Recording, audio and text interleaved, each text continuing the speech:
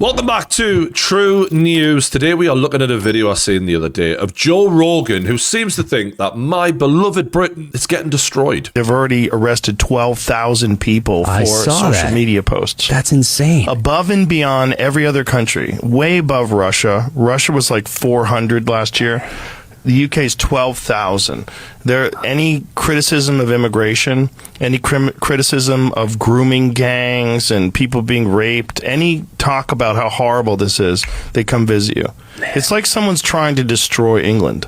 It's literally like they've got a concerted effort to destroy England, and they're getting away with it. Yeah, and what happens over there? It's really crazy. It's really crazy to watch, because the mass immigration's not an accident. It's not. If I was going to destroy a country, I would do it exactly the way they're doing it. Yeah. I'd take away their freedom, take away their ability to protest, take away their guns, which they did in the 90s, and then you start tightening that noose. I mean, my first thought was 12,000. Is that a lot? That's not a lot, is it? It's not that much. We're not that bad. Then he says Russia has only 400 and Russia's like 1,000 times bigger than England. And you're like, yeah, that is out of proportion, isn't it? I'm just kidding. I thought 12,000 was a lot. It's a fuckload for tweeting. My God, honestly, like, when did this become our world? But Joe said a lot there about the downfall of Britain, and I thought, you know what, let me get into this a bit on a video. And ironically, he's not the only comedian slash podcaster who's been saying things about Britain and London. Ricky Gervais posted this advert: "Welcome to London. Don't forget your stab vest." Apparently, the mayor of London, I'll bring up a picture of him so we can see the little arse-faced weasel. Apparently, the mayor of London said no to that advert, didn't really want people acknowledging the fact of, like, you probably will get stabbed here at some point, which I think really sums British politics up a lot, you know? Don't do anything about the stabbing itself, just stop people talking about it. Problem solved. And Sadiq's actually been speaking up for London when people like Donald Trump have been raising the alarm bell of what a fucking shit show it's become. Sadiq says, ignore the haters. London is the GOAT. It was regularly voted #1 city in the world. Well, if people voted for it, it must be good. I mean, they voted you in, right, Sadiq? And on here it lists like world-class transport, world leader in finance, best museums, leading nightlife. These are the things that London has had for fucking decades on decades on decades, by the way. Long before all the new problems that you associate with London became a massive issue. So I don't know if Sadiq thinks, well, these just cancel it out, though. No, they don't, though. The fact that there's so much violence in London isn't negated by, well, we've got bloody good museums. So who's right? Joe Rogan, Ricky Gervais,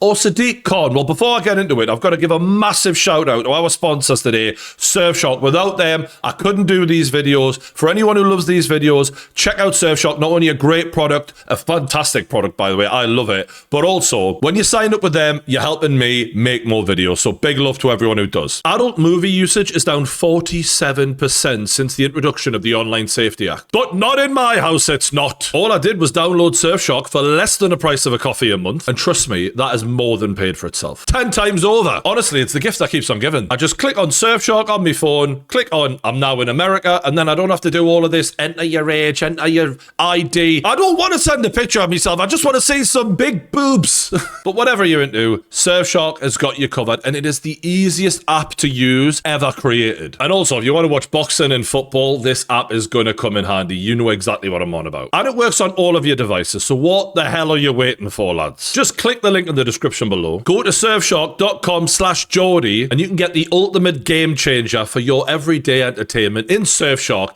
for less than the price of a coffee a month. And that includes 4 extra months of Surfshark when you use my link. So not only are you having a good time, you're helping us keep the lights on and make more good content for you. This is a no-brainer. It's a win-win. So do me a favor, get on it.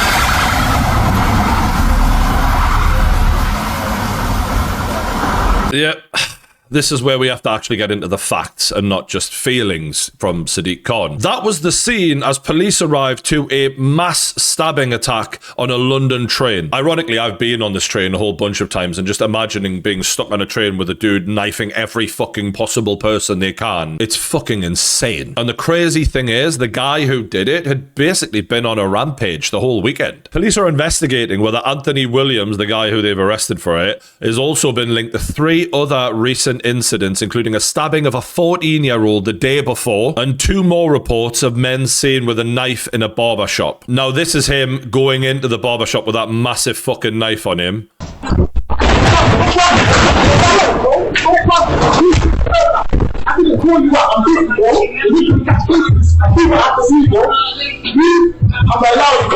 Just watching that clip, it does look like Ricky Gervais had a point about the old stab vests. Imagine you're just getting a little haircut, and you just, you know, sometimes when you're getting a haircut, you like to just lay back and just enjoy it, you know what I mean? And this is what the fuck is going on around you. But remember, folks, ignore the haters. London's the go. If Sadiq had been there, he'd be like, chill out, guys. He's just coming to give you one of those close shaves, you know, those Turkish barber type shit. Yeah, don't worry about it. Now, let's take a quick listen to what one of the actual eyewitnesses said it was like when they were on the train and this insanity was taking place. I was in Coach H. I was literally just listening to Audible on my phone. And then I had guys suddenly run past going, run, run. There's a guy stabbing literally everyone, everything. There was a few of us kind of looking at each other like thinking, was it a joke, like it's Halloween, like they're pranking? But then you could kind of see in their faces they were being serious. I kind of got my stuff and I was running and everyone was really pushing behind us, really panicking. And at this point I was kind of asking questions like, what's happening? Like, who is it? And they were like, a guy's just stabbing everyone back there. I put my hand on this chair, like just trying to push myself forward. And then I look at my hand and it's covered in blood. And then I look at the chair and there's blood all over the chair. And I'm thinking, okay, this is pretty serious. So some of the guys that had ran through to kind of alert us to run, they were the ones who had also been stabbed. So we're running over and getting to the edge of the carriage, still trying to work out who is it, you know, what's their intentions, what's their motives. I just knew they were stabbing everyone. And someone kind of said they thought they had a gun, pulled the emergency alarm and just trying to work out, can we barricade the doors, can we lock the doors? But we couldn't really. And then by the time I got to the end of the carriage, I realised I was actually at the back of it and there was about 6 of us. There was a girl, bless her, who was really, really in a bit of a state because the guy had actually tried to stab her and one of the older guys was an absolute hero, blocked it. We need to talk about this guy. Stephen Crane is his name. Clearly not the biggest guy, but the heart of a lion. Big well done to him. He saved a life, maybe more than one. And the best bit about it is Gary Neville will say that and go, fuck! Another one of those middle-aged white men ruining my narrative. Why couldn't he have been the stabber? This is the actual guy who did it, walking away from the train in the background there. And the people sprinting up the platform, running for their lives, literally. And I mean, these people have been knifed and they're just having to keep running no matter what. You can see blood on people. Fucking hell. And here he comes. It's like an actual, like, horror movie where he's not even running and, like, you still feel like, I'm not going to get away here. Now, obviously, such a horrific event in London, which was very terror attack-like. Whether or not you deem it as terror, people were fucking terrified. So, obviously, you'd expect Sadiq Khan in this scenario to take control, get the message out, and let everyone know that we're on it. So, let's look at what he had to say about it. This week, I'm at the C40 World Mayor Summit in Brazil, a gathering of the most ambitious mayors working together to tackle the climate emergency. Yep. Climate change in Brazil is the most important thing right now. I mean, to be fair to him, it's an imminent threat. And it's been an imminent threat for about 40 years, ever since it was called global warming. So I, for one, I'm glad Sadiq has parked this sort of mass stabbing, all of that, got himself away, enjoyed a bit of the sunshine, Rio de Janeiro, baby. Loving it. First class. Thank you very much. And just tackle the main issue. Because any day now, those fucking ice caps are going to melt. Any day now. You just wait. And when they do, we'll all be fucked. I'm telling you now. Unless we're stabbed first. Wear your stab vest. If anything, in London, it's more of a fashion item. It's kind of cool. Now, I will be fair to Sadiq. He actually did eventually get round to addressing the mass stabbing incident. Did he do a lovely little video like that? No. He's busy. He's in Brazil. I haven't got all day, right? Put a tweet out. The horrific incident in Huntingdon is deeply concerning. My thoughts are with all those injured and affected. Yada, yada, yada. I just love the words concerning because it's like, you can imagine him in the office and they're like, Mayor, what are you going to do? Like, you're the one in London with the power to actually impact change and help prevent things like this happening in future. What's the plan? I'm not really sure right now, but I can tell you one thing. I'm concerned. I am deeply concerned. My main worry is that we won't keep blocking out the haters because London is still the GOAT, baby. Am I right, guys? Am I right? And you think about that, deeply concerned, as if there's maybe something's up here. I'm getting a bit concerned. The time for concern was about 20 years ago, wasn't it? Now, for a lot of people, when you're just seeing like serious mass violence like that, or regularly, now's the time for like outrage and action, isn't it? It's time to do something about it, not go, I'm concerned. Now, if that wasn't quite enough for you to feel a bit safer living in the UK, well, don't worry, because the Defence Secretary has got some good words of advice for you. Well, for me, the British public are basically, we're pretty tough, pretty resilient. not going to be deflected from carrying out our everyday lives. He's right on that one. We are tough, but we're not like can get stabbed and just walk it off kind of tough. Like, stabbings really do hurt. And this is what this is about, by the way. Stabbings. Well, us Brits are tough though, aren't we? We're just made of strong stuff, aren't we? Call that a knife. But I think it requires us all to be more vigilant about our electronic devices, about the risk of cyber fraud. It's not about cyber attacks. People are being stabbed, mate. And what the fuck is being more vigilant gonna do? And you know, maybe he's right. Maybe from now on, we just get on the train and we just look. Just I'm keeping my eyes peeled, because if someone does have a knife, I'm gonna spot it, let me tell you. What I'll do then is anyone's guess, really. Probably just run and then eventually get stabbed and killed. But at least I'll have been vigilant. I can just imagine now, I'm sat in my seat, I'm drinking my little coffee, and then I realise a murderous psycho is on a rampage in the fucking next coach along. And I think to myself, don't worry, I've got this covered, guys. Don't worry. It's all right, everyone. It's all right. It's all right. And everyone's like looking at me like, you got a weapon on you? Like, what are you going to do? Do you know like Taekwondo or something? I go, no. You don't need to do all that. Don't worry about that. I'm just going to be more vigilant. That'll solve it. This fucking baldy old twat bags on a fucking right paper to tell us, be more vigilant. Appreciate it. I'm sure that'll help people who are dying in hospital right now. Well... Imagine you go to see them in the hospital and go, oh, the defense secretary's been on about, what happened to you. All right, what are they going to do about it? Are they going to stop it from happening again? No, they're actually saying if you would have been a bit more vigilant, maybe you wouldn't be here. So, joke's on you. I'm just going to start staring at people in trains like this. Everyone. Make sure it's everyone equally, by the way. You don't want to look like you're racist or anything. Just like everyone, equal measure. Just glare at them like that. You got to out-psycho them. That's the trick. And by the sounds of it, we really do have to keep our eyes peeled, because if you thought there was a lot of crime in the UK before, now, well, you ain't seen nothing yet. A man has just been charged with murdering a woman who was let out of jail early by Keir Starmer under his early release scheme.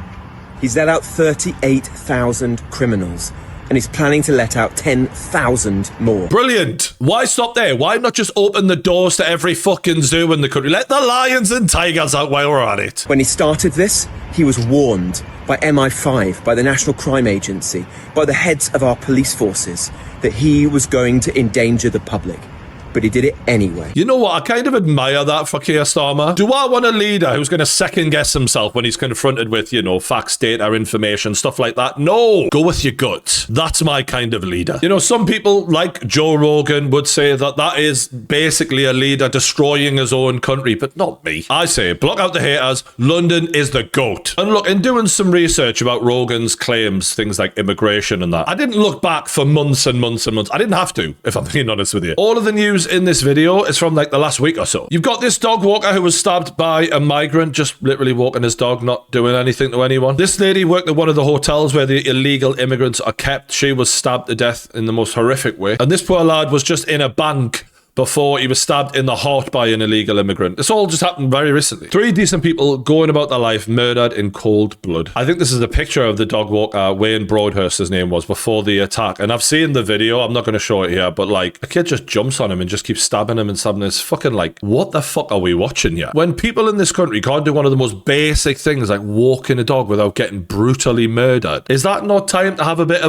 bit more than just concern? Like, according to reports online, this is the guy who did it. Apparently, he came into the country on the back of a lorry. And there's actually rumours online that he was actually in prison and released early as part of Starmer's early release scheme and went out and just murdered this innocent man. Now, I wanted the hotel worker because they've got CCTV footage of her doing a bit of work in the hotel, just innocently pottering on, and the guy who was later going to kill her, glaring at her. This is the moment a migrant can be seen staring at an asylum hotel worker before he stabbed her to death, a court heard. CCTV shows 27-year-old Rhiannon Skye White handing out snacks at a bar in an asylum hotel where her alleged killer had been staying. Jurors heard once Rhiannon left to make her way home at 11 p.m. The man followed her and began closing the gap between Rhiannon and himself. As she reached the deserted platform on her way home, it was then the prosecution claimed the defendant attacked her. A train driver saw a figure slumped on the platform and tried to help, but Rhiannon was too seriously injured and sadly passed away. Apparently, the guy got a 12-inch kitchen knife and stabbed her repeatedly in the neck and in the body. And the thing that makes this story even more heartbreaking is that she was a mother to a young boy. I had to explain to him that the person... That's her sister. He asked if Rhiannon was okay because he knew that we were at the hospital. Alex had to explain to him that a bad man had hurt her. So I initially explained to him that she had a poorly brain, and we tried really hard, and the doctors tried really hard, but they couldn't fix her brain, so she had to go to heaven. The scream that left that child that day will haunt me for the rest of my life. Fuck me. That is brutal, that, like.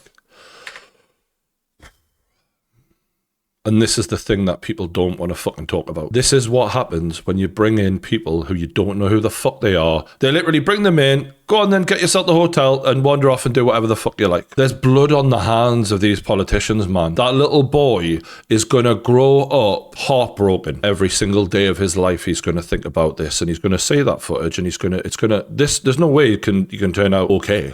He's going to be so fucked up over this. But don't complain about it, because remember, you're a far-right grifter if you do. Remember, all people commit murder. It doesn't matter if we're bringing a whole bunch more in. I mean, if everyone does it. That's the fucking twisted logic. And that story is just another one, right? And as sad as that is, and as much as that touched me there, it will be forgotten about. I mean, it's barely been reported, let's be honest, if at all. The dog walker didn't get a fucking mention in mainstream media. Not one mention. And a lot of people think that was because of the early release scheme. But there'll be another one within a few days. Now, this didn't happen in the last week, but the news story broke because they've actually changed what this man is going to be charged with. He was a migrant who stabbed an 11-year-old girl a number of times. God knows how she survived it. And the reason it's in the news is because they've decided they're not going to pursue him for attempted murder. He stabbed her 8 times in the face, neck, shoulder and wrist. He didn't know her. He went up to her in Leicester Square, grabbed her and just started fucking stabbing her. And the reason they're letting him off with attempted murder is he's gone for an insanity plea. He was psychotic, apparently.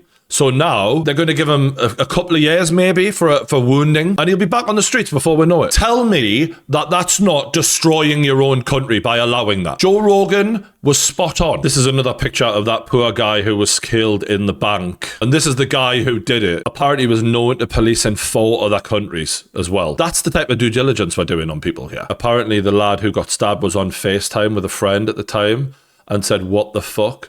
A witness saw a knife protruding from the middle of Danny's chest, and another witness heard Danny say, "Why?"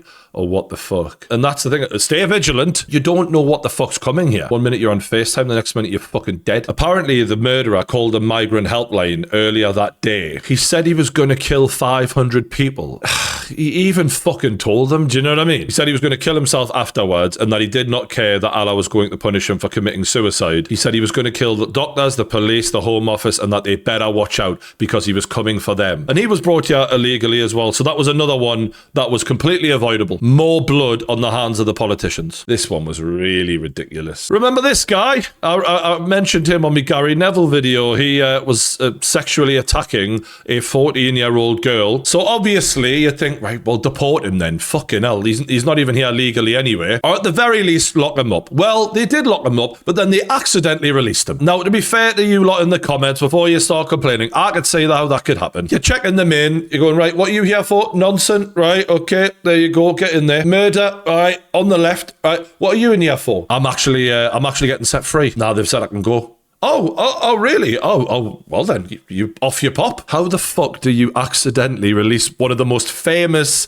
like, people in the media in the last couple of months? This case was massive because there was protests about it. Now, the young girl who was assaulted by him has spoke out about the whole thing, saying, "I feel like I was put in danger all over again, and all of the feelings from the day it happened came back. Fuck me. This poor girl. I found out that he was being deported, and I was being told by everybody that he got paid £500. They basically had to bribe this guy to get him out of the country. That's how pathetic our border system is. When I got home, I cried and I felt like he got paid for what he'd done to me. Essentially, he did. What's the incentive to not come here and rape young girls and do fucked up shit like that when you're literally getting 500 quid on the way out? And the only reason they're deporting him is because he's a very inconvenient news story right now. We need to get him the fuck out of here. Otherwise, he wouldn't have been deported like the rest of them aren't. There's a lot of them who commit these kind of crimes. They do a little bit of time in jail and they're back on the streets. And these are people who are committing a crime before they even do anything when they're here because they're not Legal. It just really sums up this government bribing child sex offenders, bribing them. And as it happens, Sky News have even done an interview with him. Bearing in mind, he was arrested for sexually assaulting a young girl. I get a police. Look here. Please, I am wanted man. I arrested. I will give you my hand. Please help him. Where is police station? He ignored me. He drive. He's literally having to tell the police, you've made a mistake. I'm actually not supposed to be free. And they're like, nah, you're good. You're good. Don't worry about it. I've got bigger fish to fry. What are you up to? Oh, there's some people been tweeting. I've got to get them in jail first. And look, there's a bunch more in the last week alone. I could be here all fucking day just after last week. Syrian asylum seeker follows a woman out of a nightclub before strangling and sexually assaulting her. It's funny how he's seeking asylum away from like violence and stuff like that. And then when they get here, they're like, let's do some violence. It just sort of takes away the whole, I'm escaping how terrible it was over there. Another one here, a legal migrant sexually assaults 2 women on their doorstep while working as a takeaway delivery driver using his mate's ID. You ordered a pizza and I'm going to throw in a rape for free. Welcome to fucking Britain. But remember, block out the haters, all right? London is the goal. Even just researching this video, it's just alarming when you're like, this isn't normal, is it? Like, yes, in every group in the country, there's crime. But the percentage of crime in this specific group is insane. And everyone knows it. If you just watch the news for a fucking couple of weeks, you'll know it. And people like that, like if you acknowledge this reality that you're somehow far right, racist, or discriminatory, it's literally just pointing out a fact. And to pretend like it isn't is to do a massive disservice to people like that young little boy whose mom is never coming home. And if people want to ignore it in an attempt to be politically correct, go ahead. But in my opinion, people's lives are worth more than political correctness. And that boy and all these other families affected deserve so much better than people pretending like this isn't an issue. And I think I don't even have to say this because it's common sense. Like, of course, there's loads of people who've came to this country for plenty of decades in the past and settled well and created families and added to the whole system. We're not talking about them. We're talking about this problem now, because in my lifetime, I have not seen violent crimes like this just happening on such an insane scale so regularly. Now, another thing Joe Rogan mentioned was the grooming gangs. Now, this is a very specific issue that we had in the UK. Now, obviously, you get like groups of men who target young kids, white groups, all kinds of groups. But the grooming gangs were specifically identified as a problem because of the level of cover-up that came with it. These groups have been around for multiple decades in Britain, and most of the perpetrators were of Pakistani heritage. And some say that because of that, the police and the councils ignored and literally covered up warnings for years, allegedly for fear of being accused of being racist, and it was just a very uncomfortable thing that they just weren't willing to address. They were more worried about being called discriminatory and racist than they were about all these young girls who were being raped. Sound familiar? It comes back to political correctness over the health and safety of people. Now, let me just play you a quick clip from the kind of things that would go on in these grooming gangs. You, Mohammed Karar, prepared her for gang anal rape by using a pump to expand her anal passage. You subjected her to a gang rape by 5 or 6 men. At one point, she had 4 men inside her. A red ball was placed in her mouth to keep her quiet. Not only were you both involved in the commercial sexual exploitation of child GH, you also used her for your own self-gratification. So you get the idea. This was fucking horrific, brutal stuff, and it was young, very young white girls who were the victims. Now, these victims are obviously growing up now, and they've very bravely demanded an inquiry. And when Labour took over in 2024, they resisted those calls for an inquiry, which you're thinking, what the fuck would you do that for? Why would you not want justice for these victims? Well, all 356 Labour MPs voted against it. And critics said that this was for a few reasons. One, the Labour councils, like the areas in which some of these bad cover-ups took place, were in Labour places. Would have been very uncomfortable. Labour's, big motto is diversity is our greatest strength, and it's not exactly giving that. So Labour were under a lot of criticism, a lot of pressure, and eventually they folded and they agreed to an inquiry. Part of the problem was who was put in charge of that inquiry. You had police workers, social workers, and these were the kinds of people who were involved in the cover-up. You look at what the victims went through, they were massively failed by the police. I looked it up, and there were numerous times where there were 13-year-old girls, 14-year-old girls found, plied with alcohol and drugs, surrounded by numerous men, grown men, who had either already raped them or were about to rape them when the police entered the building. And instead of the police realizing, these girls are either naked, half naked, and they're really intoxicated, and there's a bunch of grown-ass men around them, something ain't right here, fucking Sherlock Holmes, they arrested the girls, the little 13-year-old girls on drunk and disorderly. Didn't give the men a slap on the wrist, nothing. Didn't even look into what the fuck is going on here. I think one of them even said what was going on to the police. They didn't care. And then after that, you put cops in charge of an inquiry on that. Yeah, sure, we'll investigate. We'll do a damn good job. Don't you worry about it. And when it came to the victims, being heard, asking questions and having their voice heard in this inquiry, they were told, no, you have to have pre-approved questions only. We can't have anything out of the blue. And this woman here, Jess Phillips, was overseeing the inquiry. She's the Minister for Safeguarding and Violence Against Women and Girls. So her whole thing is protecting women and young girls. Guess what she voted for when it came to this inquiry originally? She voted against it. How the fuck is your whole thing gonna be gaslighting people into, I'm here to look after the women and girls, and then you're gonna go, nah, we don't want justice for the victims? Fuck that. You're showing so clearly to the whole fucking world, I don't give a fuck about these women and girls. I'll sell them out, no problem. To virtue signal your way into power and then sell the women and girls out the second you've got it. Fuck off. And you can imagine that these victims are already skeptical as fuck of everything after what they've been through. And then they hear Jess Phillips say, should we widen this instead of making it about the grooming gang specifically, which is what it was always supposed to be about, and turn it into about all group-based exploitation? And naturally, for these victims who've had to not be listened to for most of their fucking lives at this point, because of the uncomfortable nature of the backgrounds of these guys. And then the person in charge is saying, yeah, but do we want to make it about like white groups as well? Or they just told her to go and fuck herself, and loads of them just started resigning, which I respect. Now, credit to Jess Phillips, she really handled it well. She went into Parliament and called them all liars. Can I just be completely clear? I'm suggesting that I will listen completely and utterly to the feedback from the victims that were and still are on. That they are not spreading misinformation at all. Meaning the ones who've left are spreading misinformation, apparently. The way she's worded, that's very clever. It is absolutely nothing to do with the idea that Oldham is telling me what to do. And the more people from that side, he can hold up his paper and have a smug face all he likes.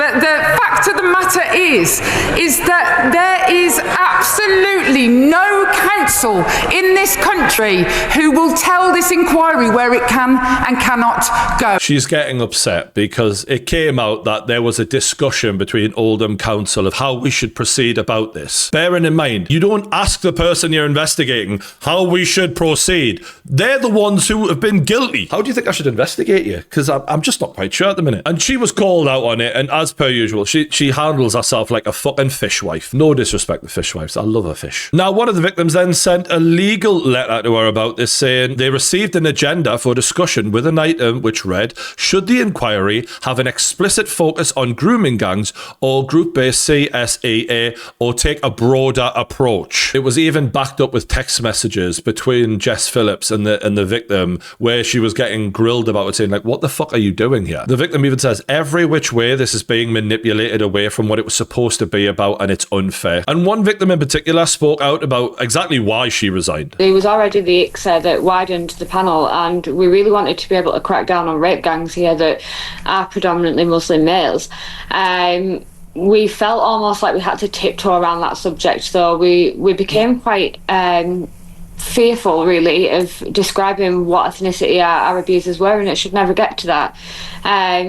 However, you have to look at the lady that was running the panel along with the Home Office. She was an ethnic minority ambassador, so I don't believe personally that she was ever pro-victims, pro-survivors in this case. Everyone that's on these panels are very biased. They're not impartial. They're not for the survivors. I think it was a way to find out what survivors knew, what they were going to raise, and how they could cover it up in the future. It makes sense though, doesn't it? Avoid an inquiry at all costs, and like if you're forced to do one, then make it the most bullshit inquiry known to man. They didn't want an inquiry, so they sabotaged it. And up until now, I mean, these have been happening all over the fucking country, but the one place it's not really been reported on in a big way is London, which never made sense because it's like, well, if it's happening everywhere, surely it's happening in the capital. And when our old friend Sadiq Khan was asked about it, this was his response. Just how many grooming gangs have we got in London?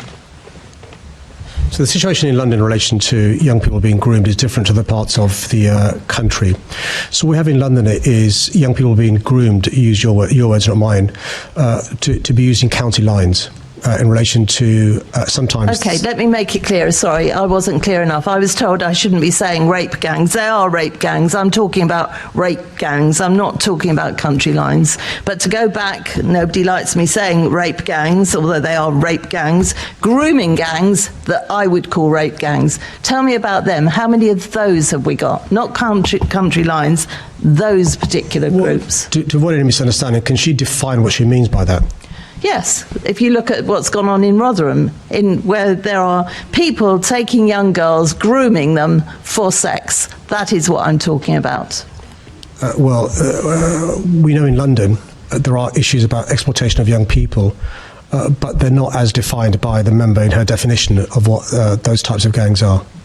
So are you saying we haven't got the same sort of gangs that are in Rotherham, Bradford and lots of other places in the country? Just for you misunderstanding, what does she mean by that? You know full well what I mean by that. It's all over the television. You know exactly what I mean by that. These gangs of people that are grooming young girls for sex. Do we actually have those in London? Today we need to give a full answer. Can she be clear what she means by that? I'm not clear what she means. How much clearer do you want me to be? Look at the gangs that they've uncovered in other parts of the country. Do we have those gangs in London? It's a simple question. The answer is very simple. It's yes or no. I'm not asking you where those gangs are because the police might not want them to be disclosed. I'm asking you, do we have those sort of gangs in London? I'm not sure why she's so nervous to say what she means. What do you mean? No. Can you believe he's trying to avoid saying what's going on here? This is people's lives. People are literally being raped and their children, and you're trying to point score. It's a simple fucking question. Honestly, this is some of the most disgusting behaviour and this is saying a lot because politicians are the lowest of the low anyway, but fuck me. This guy is a piece of shit. Approximately how many of those gangs have we got in London? Because the public is very, very rightfully concerned about this and concerned about these young women.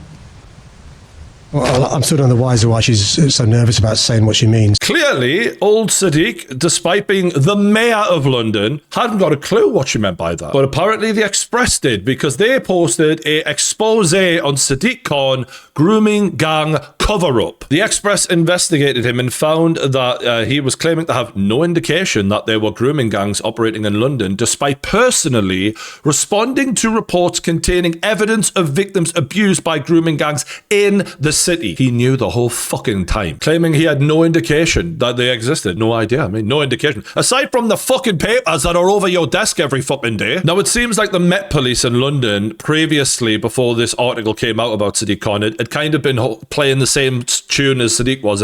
He had nothing to see here, nothing really happening. The minute that article dropped, it all came crumbling down, and they admitted they're investigating 9,000 cases. And Sadiq Khan had the cheek to sit there and act like he didn't know what she was on about when he knows fine well there's thousands upon thousands of these issues. In order to do that and to just dismiss the even existence of all of these victims, because that's what you're doing when you act like this isn't happening.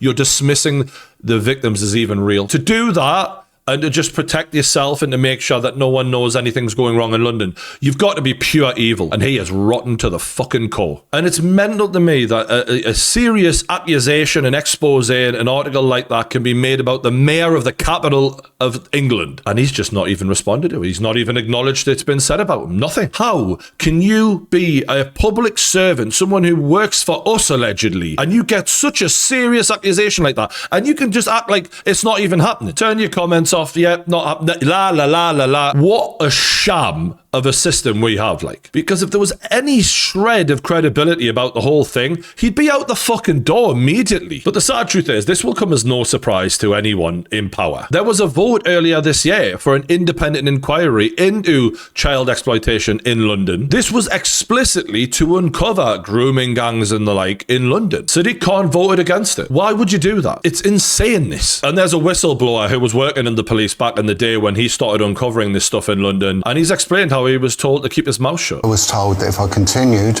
to look into it or revealed my findings as one of 2 officers that was dedicated to looking for children involved in what we call a crime of prostitution. I'm not endorsing the term, I'm just saying it was. When I put my findings on an intelligence report and they were submitted to a senior officer, I was told if I continued on my path, I would lose my home, my job and my children. What I did exposed would F the Metropolitan Police, past, present and future. I cannot and will not allow this out. That's what I was told. And I was told that there was nowhere for me to go. Apparently when that guy investigated this grooming gang situation in London for like, he only did it for like a few days, he found 52 children who were being pimped out in London. So he essentially is looking under the mattress and realizing, oh shit, this is mental. So no wonder Sadiq Khan doesn't want a fucking investigation. So no wonder he votes against it. So no wonder he acts like it doesn't exist. Because remember, ignore the haters. London is the GOAT. And that's basically the way Sadiq Khan deals with everything. There's a recent little clip come out of him singing London's praises. There's a reason why there are some people hate London and hate New York. There's a reason why they demonise London and now indeed New York. Why? Because we are progressive cities, we are liberal cities, we are multicultural cities, and we're incredibly successful. The funny thing is about that is, like, even before London was progressive and multicultural and all the things it is now, it was always successful. That's not just a new thing, you know. Since all of this lot came along, my God, it's successful. It's always been that way. But what it wasn't always was a rape every single hour in London. Apparently, it's like every 6 minutes someone gets their phone stolen. They're the real things people moan about in London, not that it's progressive and multicultural. No one gives a fuck about that. They just want to be happy and not feel in fear. It's funny because I've lived in London, right? And when I first went there, my first ever time there, I remember getting out of a tube station. I'm looking around. I'm like, all right, where do I go now? I've got my phone out. I see a copper, and I say to the copper, "Oi, mate, can you direct me?" First thing he says to us, "You want to put your phone away, mate? There's gangs around here with knives. They'll take your phone off you immediately." That was the first thing anyone said to me the first time I arrived in London. I thought myself, aren't you supposed to protect me from these fucking gangs? Like, he's like, fucking don't look at me, mate. You'd be fucked. Never happened to me living up north. Never. Do you know what else had never happened to me until I moved to London? First week I lived in London, first week, there was a shooting on my street. I remember thinking, fuck me. Can I go out to the corner shop tonight without fucking looking over my shoulder? Like, shootings on my street. And it wasn't even a bad area. That place was like a hipstery area. And actually what did happen in that area is I actually went to that shop that I was on about, got myself a couple of beers, got myself a takeaway. First night I'm there, by the way. This is the first night. I'm not even joking. And I'm about to go through the gate into my like little, it's actually a gated little street I lived on. And there was a guy by the gate squatting down, pissing. We looked at each other and I'm like, well, get the fuck away then. He almost looked at me like, what do you want? As if this is just so normal. And I wish I could say that was the only time and the only place, and I lived in multiple places in London, where you'd just be walking down your street and someone would be taking a piss in broad daylight. It wasn't. First time in my life I've had to walk down my own street and tell people to put their dicks away. And that little shop I went to, there was a homeless guy who'd live out there. That was another thing. Like, obviously I've seen homeless people before London, but like, it was so casual. It was so common. And he's like, yeah, you hate us. You just don't like it because we're progressive and multicultural. It's like, I don't like it because there was a shooting on my street the first week. I don't like it because there's dicks wafting around with fucking piss coming out of them around my street. So yeah, stop being a hater, Brian. London was the shittest place I ever lived. Yeah? How about that? That's the truth. Not even a debate, in fact. Yes, there were some lovely coffee shops. There were some nice restaurants. There were some lovely monuments. But when you're talking about the day-to-day living, it was the worst. And do I think that that's a deliberate thing, like the destruction of the UK, and that Joe Rogan's got a point that this is a controlled demolition? I do. I think when you look back through the stories that I've talked about, Sadiq Khan especially, he's fully aware of what's going on and he doesn't give a fuck. Well, if you're in power and you're not trying to stop it, and if anything, you're trying to cover up all the bad stuff, well, it's very much deliberate, isn't it? And Joe Rogan mentioned about the level of immigration and the floodgates being open, and it's very much a deliberate thing. Well, Keir Starmer recently, he voted against a bill in order to block the data on offenders' nationality, their immigration status, their visa status, how they got into the country. Important things that would give us the information so that we could look at the crime correlation with illegal immigrants. Now, you've got to think to yourself, if there was no correlation and that illegal immigrants are nowhere near as bad as what it seems like is happening in the news right now, Keir Starmer couldn't fucking release that information quick enough. If it is all just far-right thuggery and we're all talking shit, you'd be fucking printing flyers out. You'd want everyone to say how good the data was. But he can't release it because it would prove people right, which means Keir Starmer, just like Sadiq Khan,